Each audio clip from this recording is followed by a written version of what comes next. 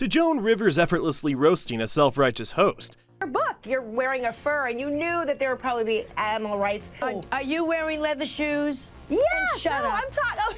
Sorry. Are we serious? To Dave Chappelle leaving furious Karens fuming with every punchline. I am not saying that to say that trans women aren't women. It's not blood, that's beet juice. Here are 7 times comedians absolutely obliterated entitled Karens. Number 1, Joan Rivers. I guess forays, it's been, very, very good to you. And you've got best-selling books. You sell out on stage, even with your fashion critiquing. While it's very mean in some ways, people can't wait to hear what you have to say. Really? It's not mean? It's not mean. During a tense CNN interview, the anchor tried to corner Joan Rivers over her book cover and her show Fashion Police. However, what was meant to be a serious gotcha moment backfired spectacularly. Tell the truth. I'm sure I say the same things that all your viewers say to their friends sitting next to them on the couch. We're one of the few shows that says, that's an ugly dress. And that's okay. These ladies make $28 million a picture. Nicki Minaj cares. I didn't like her dress. We can all agree the host was being sly, trying to humiliate Joan with her passive-aggressive tone and loaded questions. But what she clearly forgot was who she was dealing with. When you're in that kind of a bracket, you don't really care. Yeah, you're not Someone really doesn't worried like about dress. feelings being hurt. Well, not when it's about dresses. It's not about them. It's about clothing. Okay. Well, what about when it is about something, that really does seem off limits to a lot of people? I mean, even in your book, you kind of joke about the death of Casey Anthony's baby, Princess Diana surviving so many landmines, and who she dated. But don't worry, Joan didn't let that slide for long. Within moments, she reminded the host exactly who she was talking to. She was Joan freaking Rivers, a woman who built her empire on wit sharper than a scalpel and a tongue no one dared to cross. Do you feel like there are boundaries ever, even if it makes people uncomfortable or offend people, or what? Life is very tough, and if you can make a joke to make something easier and funny, do it. Done. Do it. That's all. Wait for it. Wait, Darlene, I don't know what your life has been like, but I have a lot of people who have gone through hell, and if you can make... Winston Churchill said, if you make someone laugh, you give them a little vacation.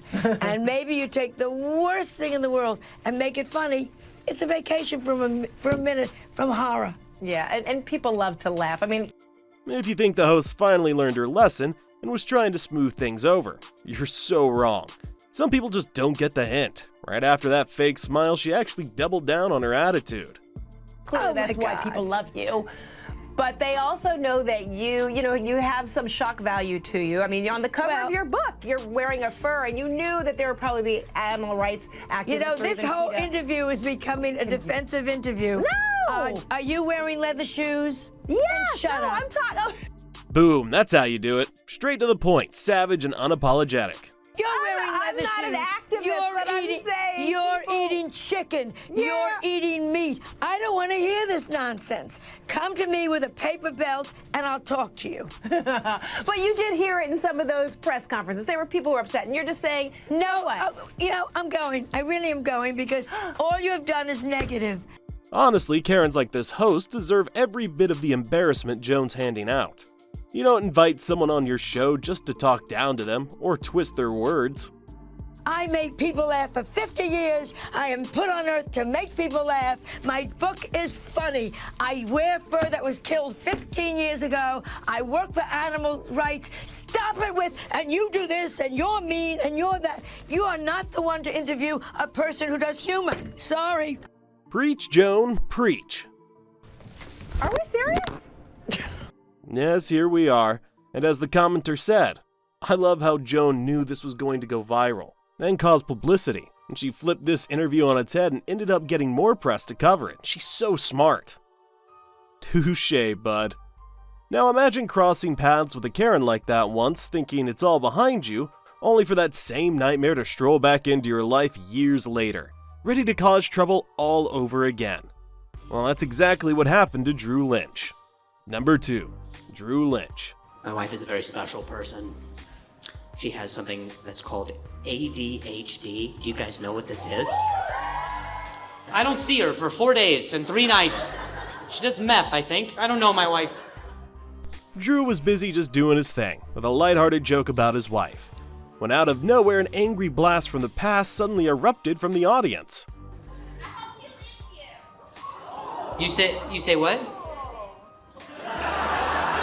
No. You don't get to be passive aggressive. That's not what's happening. What'd you say the first time? Then you hope she leaves me. That's fucked up, bro. I mean, I get it. Clearly someone's got relationship issues going on, but seriously, why go to a comedy show and project your own insecurities on someone else?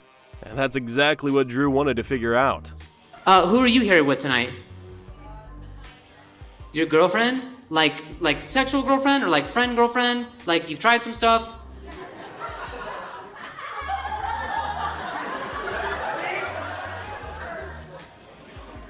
You say what? You went to high school with me. Wow, small world, huh? What a lovely way to reconnect. By shouting, you hope their wife leaves them. So heartwarming. But don't worry, folks, because when you mess with a comedian, you better be ready for combat. What's your name? Janelle? Okay, cool. What's your last name? Okay. You say what? You were in tech theater. Nice. Okay. Well, I don't remember you being such a bitch then.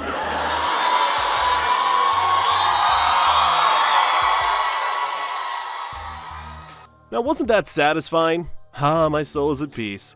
But Drew isn't the only one who gave an angry Karen a shut-up call. Cody Woods did the same. Number 3. Cody Woods. Your friend is so much more fun than you. It's insane. Take her home. Take her home. No one's gonna take you home. That's the problem. All your fans are missing, so will the wedding be. Stand-up shows are meant for laughter. That's literally the whole point. You've got to respect the craft and the performer.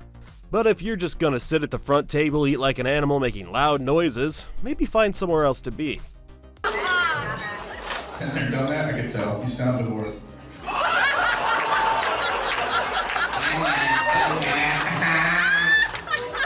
Ready to fuck this for 30 years? Been there, done that. Bada bing, bada boom. The grumpy lady just got served in record time. But Cody wasn't stopping there. People just trying to forget that we have a pandemic for an hour and a half. We only got some Karen. Calm down, guys.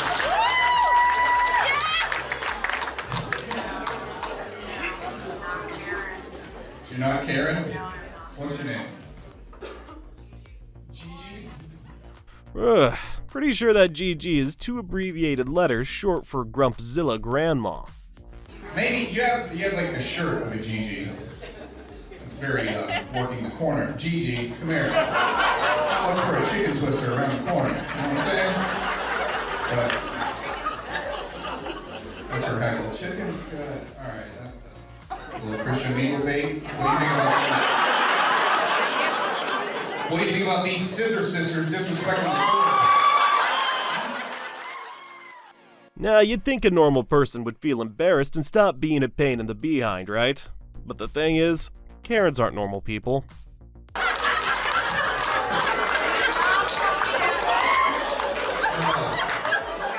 I'm winning, stupid. You don't hear the laughs? I thought you were a friend. I like your friend. People like her. Yeah. Do not take me down with her. Turns out the woman wasn't even alone. She had a friend with her, who was totally chill and just trying to enjoy the show. But sadly, our resident Karen was making things awkward for everyone, including her poor friend. You were just eating your food. That's how you don't enjoy a comedy show. You just eat the food. You don't have to do an audible Yelp review. No. They just hate me and eat their fries. Say that to people. Just laugh, man. So become a queen. Just let it out. Clinking of forks, the attitude, and the non-stop noise, it was getting out of hand. By this point, Cody had officially had enough. And now, he was just obliterating her with no filters. We know you can't breathe. This shit sounds like a shit horn.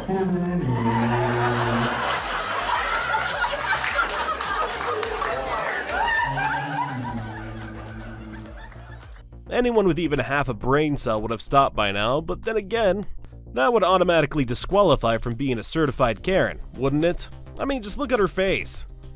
So empty in here.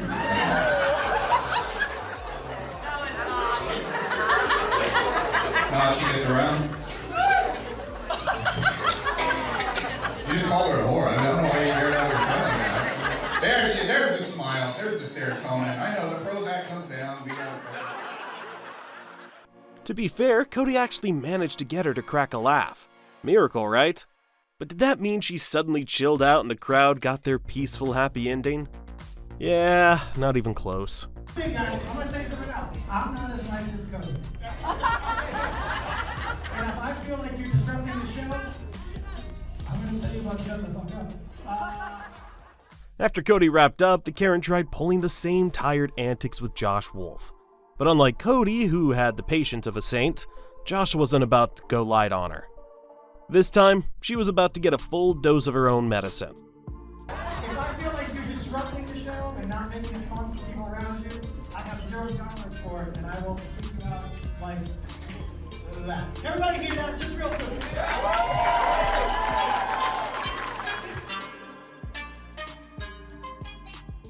Oh, thank God. The GG finally got kicked out of the show and got what she deserved. Up next, we've got David Lucas serving up the perfect recipe for a char-grilled Karen. Number 4, David Lucas. Why do I have two? You can just ask me. Why you gotta ask somebody else? I have two vapes because they died.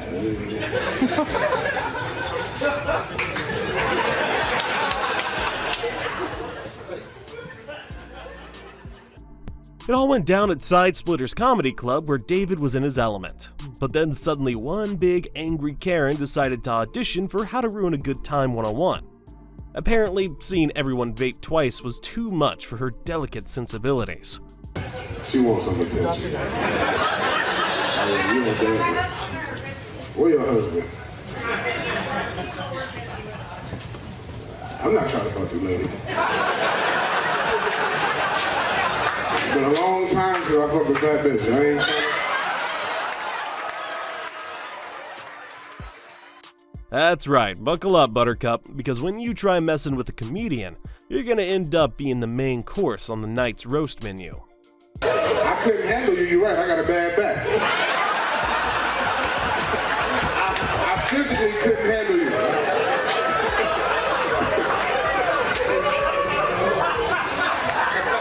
Somebody needs 20 inches of dick to fuck you properly. Believe it or not, this was just the warm-up.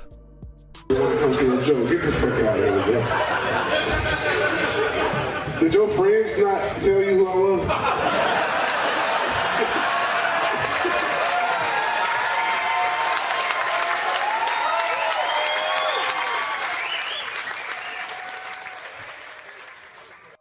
No, really?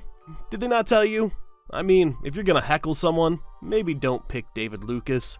The man roasts hecklers for breakfast. You never want to YouTube my name? I got like 250 hours of roasting. No, bitch, I got 105,000 followers on Instagram. Imagine paying to see a comedian sitting in his crowd at his show, and then having the audacity to say he doesn't even have enough followers online. Hold up. If I only had 5 followers, how would I sell out this club?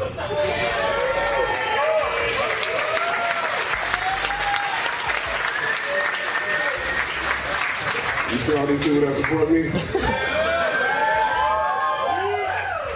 Nah, bitch, shut up. Sheesh. Look around you. You're literally in the follower section yourself. You don't gotta tell me I'm amazing. I already know it. Joe Rogan's my friend.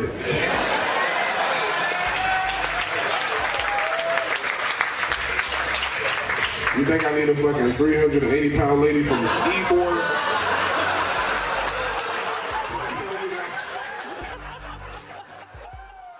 And David was on fire. But our brave Karen wasn't ready to sip it anytime soon either. Body positive, fuck that shit, man.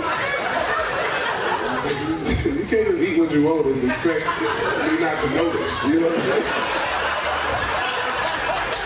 What do you mean? Which one of your friends bought these tickets? You set this bitch up. I agree. On that note, here's a public service message, folks. If you have a buzzkill Barbara in your gang, maybe don't buy her a ticket to a comedy show next time. Hey, get this bitch out of here, man. I don't want to fucking see her face anymore, man. Get out of here, BT, get out. That's right, woman. Time for you to leave. Hopefully this lady remembers this humiliation for a good long while. But some people are simply beyond repair. Just like the biggest Karens to grace daytime TV, the host of The View, particularly Sunny Hostin. Number 5, Gutfeld. Today's video comes to us from Sunny Hostin. Sounds like a town. We're in sunny Hostin. She was on PBS's Finding Your Roots, a show dedicated to researching celebrity ancestry. For context, Sunny is a staunch supporter of reparations and has made a fortune spewing nonsense about white privilege and racial justice. Time and time again, people have tried knocking a little sense into Sunny and her views. But nope, radio silence upstairs. However, Gutfeld embarked on a whole different mission. Mission obliteration. She's not as oppressed as she claims she is. She's actually the descendant of slave owners from Europe. Here's how she took the news. Roll it. Wow. I'm a little bit in shock. I just always thought of myself as Puerto Rican, half Puerto Rican. I didn't think I was, Wait. What now? My family was originally from Spain and slaveholders. Yeah. So how are you feeling, my friend? I think it's actually pretty interesting that my husband and I have shared roots. Yeah. So I do appreciate that. And I think it's great for our children. Now, if it were anyone else in her place, she would have exploded with her usual bull, the classic mix of fake outrage and moral superiority. But it ain't that bright and sunny now, huh, Sunny? Mm-hmm. To know this information,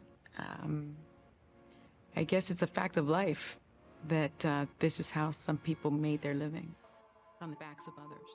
We all know how hard Sunny goes when she flips that K-mode switch.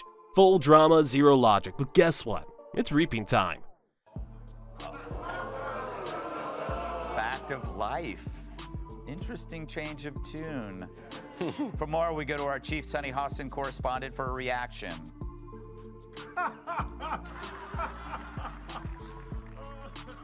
It's going to be so awkward on, new episodes of The View when she tries to pull the race card. Yes. And then she's like, America is racist. And then they're like, yeah, they might be racist, but they're not like slave owner racist. like somebody that we... That's so true. Yeah. Oh, I'm going to milk this till the end of time. This commentator nailed it, saying, she's the biggest hypocrite there is. And I couldn't agree more. If she is shaming descendants of this, will she continue to do that when she is now one of them, Dana? And it is funny. She is so wrapped up in identity, and she had no idea who she was. Well, everyone there took their shots at Sunny. Dana Perino truly made everyone else lose it. Well, now we understand why she always makes Whoopi get the coffee.